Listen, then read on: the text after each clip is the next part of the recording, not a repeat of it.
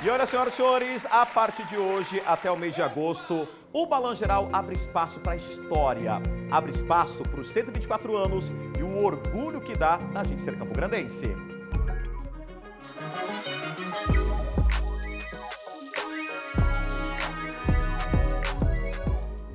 Um dos políticos brasileiros mais emblemáticos, Jânio Quadros. Ele que ocupou todos os cargos políticos, menos o de senador, né? Num período de 13 anos. Pouca gente sabe ou se lembra, mas Jânio tem uma ligação forte aqui com Campo Grande. Ele foi presidente da República entre 31 de janeiro de 61 e 25 de agosto de 1961, quando houve a renúncia. Na primeira reportagem da série Orgulho de Ser Campograndense, onde ele nasceu, como foi sua trajetória política e qual contribuição para a história do país e aqui de Campo Grande. Quanta história guarda a 14 de julho? Uma delas pouca gente sabe. Parte da memória de Jânio Quadros, presidente do Brasil, começa aqui. A senhora sabia que Jânio Quadros foi o 22º presidente do Brasil. Ele viveu aqui. Poxa, essa eu não sabia, não. Não sabia? Pois é só olhar para um destes prédios para ter uma sensação de que aqui viveu um dos políticos e presidentes brasileiros mais emblemáticos. Sobre o nascimento de Jânio Quadros, os historiadores têm duas versões. Uma de que a família de curitibanos estava vindo para esta região e ele teria nascido no meio do caminho. Então, registrado aqui no dia 25 de janeiro de 1917, como nascido às 11 horas da manhã. Uma outra versão é que Jânio teria nascido em Miranda e depois registrado em Campo Grande. O que todos os historiadores dizem, e há consenso, é que ele morou aqui na 14 de julho, bem próximo à Avenida Mato Grosso. Em qual casa, exatamente, nós não sabemos. Em busca desta informação, visitamos, primeiro, Paulo Cabral. Ele nos conta sobre a trajetória política de Jânio, que começou com a carreira em São Paulo, vereador, depois foi candidato a prefeito. Ele se apresentava como um justiceiro, herói da moralidade e defensor dos humildes. O historiador Paulo Cabral presenciou, quando morava em São Paulo, a campanha política da prefeitura e do governo de São Paulo contra a Ademar. Eu era muito criança, eu tinha 9, 10 anos, então eu não me lembro dele como governador, mas os ademaristas, que minha família era ademarista, minha mãe não, mas meu pai, meus tios, meus avós, de ambos os lados, odiavam o Jânio Quadros. Então mas por que odiavam? Porque ele era o Jânio. Em apenas 13 anos, Jânio foi o político brasileiro que teve uma das carreiras mais completas. Como presidente, o Brasil levou o slogan de varrer a corrupção. E ele assumiu em 31 de janeiro de 1961. Foi eleito por voto direto.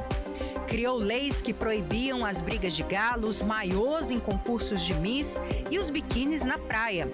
Embaralhou direita e esquerda ao condecorar Ernesto Che Guevara, um dos líderes da Revolução Cubana. Jânio se isola dos financiadores da sua campanha, se isola de quem o tinha apoiado. Mas ele não era comunista? Ele não era comunista, mas ele faz isso para mostrar o poder pessoal dele. Jânio renunciou 7 meses depois do início do mandato, em 25 de agosto de 1961. Jânio pretendia mais poder e não conseguiu. A filha, Tutu Quadros, já falecida, em entrevista quando era deputada federal por São Paulo, conta como a família recebeu a renúncia. Nós todos vivemos o peso da renúncia. Um dos motivos pelos quais eu saí do Brasil, porque eu era filha daquele que renunciou. Deputado, era um peso muito grande. Por que Jânio renunciou? Isso que eu queria saber. Ele alguma vez deu para a senhora alguma explicação? Ele não precisa dar uma explicação para mim, porque eu sei se alguém nesse mundo que sabe sou eu. Mas eu não acho honesto que se pergunte isso para mim. Eu acho que deve se perguntar isso a ele. Ele já deu umas 10 versões diferentes, né? Ele vai dizer o motivo verdadeiro à nação? A senhora acha que algum dia ele vai chegar a esse ponto? Não sei. O então vice João Goulart assumiu e 3 anos depois veio o governo militar no golpe de 64. Colocou o doutor Jânio Quadros a par do movimento militar para depor o João Goulart. Isso é um negócio seríssimo. E nós viemos em busca da verdade sobre o nascimento de Jânio Quadros. Eu estou na casa do seu Vitor Eugênio, que trabalhou como secretário pessoal, assistente do presidente, do ex-presidente, durante 3 décadas. Onde ele nasceu, seu Vitor? Foi em Campo Grande ou foi em Miranda? Nasceu em Campo Grande. Foi gerado em Miranda e nasceu em Campo Grande.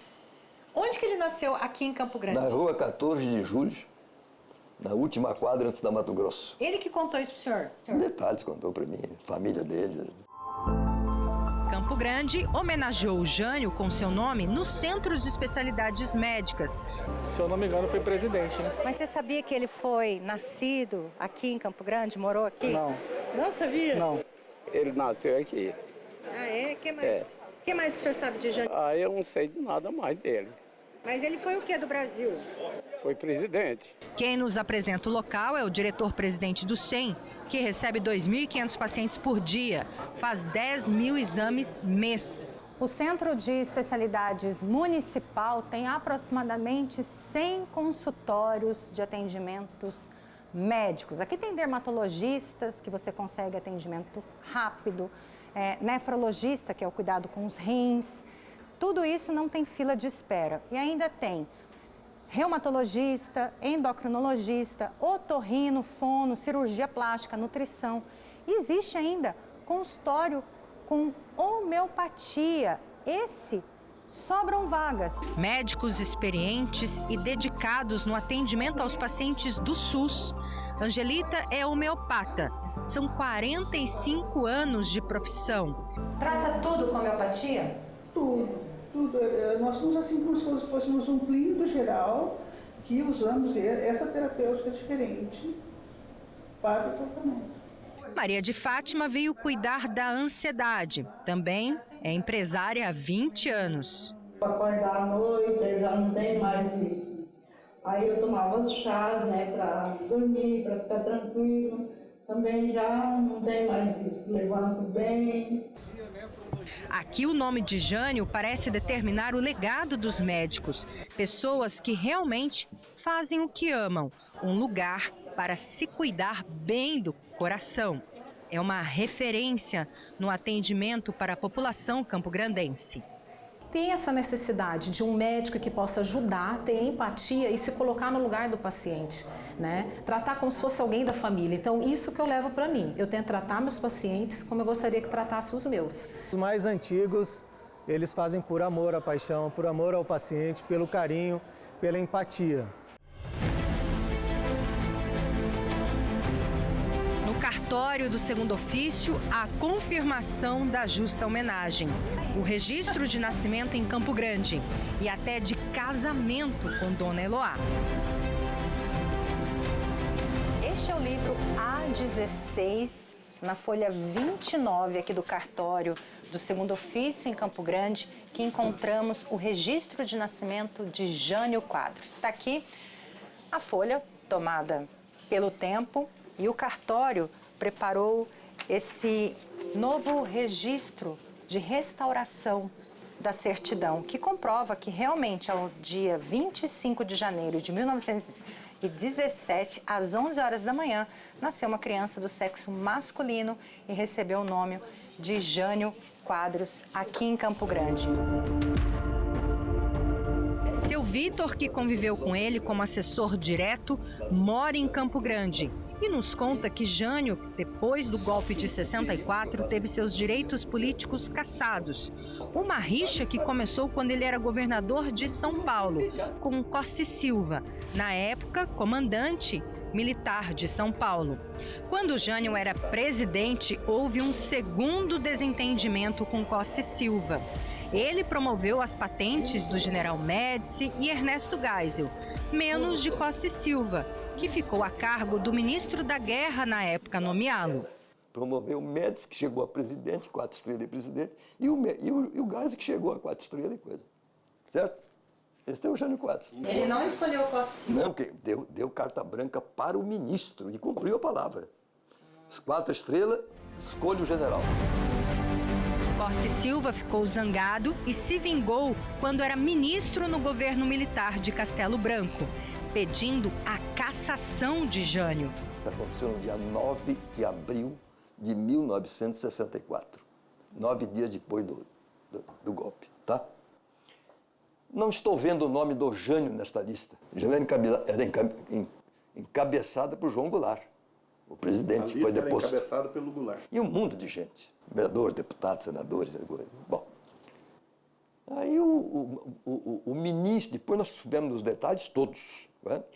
O ministro da Marinha, Rademacher. Mas Jânio por quê? Tirou a caneta, Jânio é problema meu. E botou a mão. Verdade. A mão. Jânio da Silva Quadros. Mas foi um pronunciamento numa entrevista coletiva 4 anos após a cassação, já em 1968, que ele foi confinado por 120 dias em Corumbá. O doutor Jânio criticou muitos os atos do governo militar. Ele não concordava com determinadas coisas. Já era o Costa Silva, entendeu? Correto? Muito bem. O Costa Silva ficou uma onça. Determinou o Ministério da Justiça para ouvir o pronunciamento dele, se ele confirmava ou não. E a Folha foi página inteira essa entrevista. Seu Vitor esteve em Corumbá durante todo esse período, como aparece nesta foto. Você fica lá uma semana até eu me adaptar e volta. Não consegui mais. O movimento foi tão grande em Corumbá que eu fui com ele e mandei ele. Quem conta os detalhes do confinamento em Corumbá é Chicão de Barros. Jânio Quadros foi submetido a 4 meses de confinamento neste hotel, que fica no centro de Corumbá por questões políticas.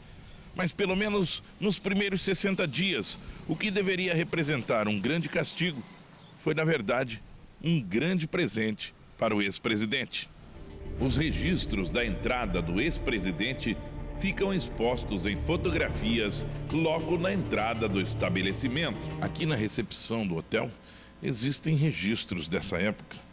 A ficha de entrada do hóspede, algumas fotos durante o período em que ele esteve confinado e aqui uma reportagem de um jornal sobre a passagem dele aqui pelo hotel. Ele chega junto com a sua esposa Eloá, aclamado pela cidade. Nos primeiros 2 meses que ele passou pela cidade, ele vai conhecer restaurantes, ele visita casas de figuras políticas importantes da cidade e logo após esses 2 meses, ele até engorda 5 quilos de tanto que ele aproveitou a nossa região pantaneira, ele amou conhecer. Hoje tem televisão aqui nesse quarto. Lembrando que a televisão em Corumbá só chegou no ano de 1970. A cama foi inclusive comprada por um funcionário aqui do hotel que tem o móvel em sua casa até hoje. E fiquei com a cama, comprei a cama dele, justamente por fazer parte da história do nosso país. Com a restrição de liberdade, durante os últimos 60 dias, Jânio tinha apenas 2 paisagens: a da sacada do corredor e da janela do seu quarto. Apesar de Jânio ter só nascido em Campo Grande e se mudado bem pequeno para o Paraná, 2 importantes fatos mostram a memória e o cuidado com a capital. Um deles foi o pedido de que suas cinzas fossem também trazidas para cá, mas ele acabou não sendo cremado. Outra foi uma ocasião em que ele já tinha perdido seus direitos políticos. Interviu junto ao governo federal na prefeitura de Campo Grande, na administração de Levi Dias, nos anos 80, pedindo recursos federais. Senhor ministro, como é que o senhor vai? Como vai a dona Mercedes, que era a esposa do Delfim? Tá. Ministro, o senhor sabe que eu nasci em Campo Grande, não? Tem conhecimento disso? Porque nós todo mundo sabia disso lá. E sabe também que eu fiquei apenas 7 meses na presidência da República e não tive tempo de ajudar nem a minha cidade, nem o meu estado. tá? O senhor tem um papel na sua mesa, que já estava lá 10 meses, de interesse da prefeitura. O Delfim sabia da cor e salteado. Um papel, ele não falou ofício, nem carta, nem nada. Antes que o senhor me responda, eu quero fazer uma observação. Isso que está sendo solicitado neste papel não representa nada para o governo federal, mas tudo para a prefeitura de Campo Grande, que é a minha cidade natal. E aí saiu o dinheiro? 150 milhões. Então é o valor que eu vou colocar para Campo Grande. Já, bom, olha, salvou a pátria. E foi o prefeito Juvencio que deu o nome ao 100 de Jânio Quadros como homenagem, por tudo que ele representou para o país. Em 82, Jânio voltou a concorrer ao governo de São Paulo e perde para Montoro, com quem demonstra firme rivalidade. Mas eu não quero ouvi-la. Eu não quero ouvi-la. Mas o povo tem o direito de saber. O povo tem o direito de comprar esse livro. Ele transcreve o povo tem o direito de comprar esse livro que o senhor comprou. Um serviço aqui à democracia. Falando os dois ao mesmo tempo, o microfone só aceita um som ou nenhum. Em 1985, ano em que acabou a ditadura militar, Jânio comemorou sua última conquista política, ao ser eleito pela segunda vez prefeito de São Paulo. Ninguém conhece a cidade como eu. Ninguém. Já fui prefeito e fui governador. E aqui está o Vitor, filho, que é afilhado do Jânio Quadros. Olha só, afilhado de batismo. Por esse temperamento dele, o Jânio não era muito de beijos e abraços, entendeu? Não é o homem daquela época. Então, nesse sentido, assim, frequentar a casa dele, principalmente nas férias de verão, e o tratamento, assim, quase que... Como é que você ensinava? Quase que monárquico, sabe? Como é que você se bom dia, padrinho. Padrinho. Boa tarde, boa noite. Na hora da janta, um protocolo para jantar na mesa. Tudo? Sim, principalmente para minha madrinha. Ele pode ser um orgulho de Campo Grande. Ou, se não um orgulho, alguém que realmente conseguiu a presidência da República, por exemplo. Estou satisfeito comigo mesmo. E o que me importa é que outros estejam satisfeitos ou insatisfeitos. O que vale é o que eu sinto.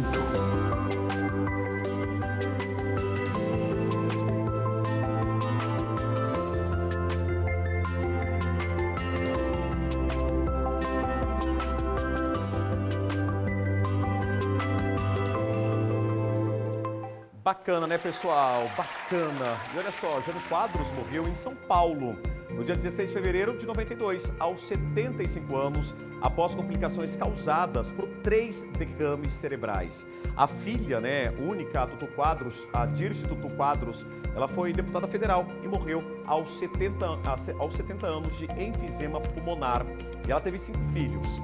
Jânio Quadros está sepultado em São Paulo, além do Centro Especializado Municipal, o CEM, o Parque do Segredo, em Campo Grande, desde 2010, leva o nome de Jânio Quadros. Na próxima semana, tem mais histórias que nos encantam e que dão orgulho de ser campograndense.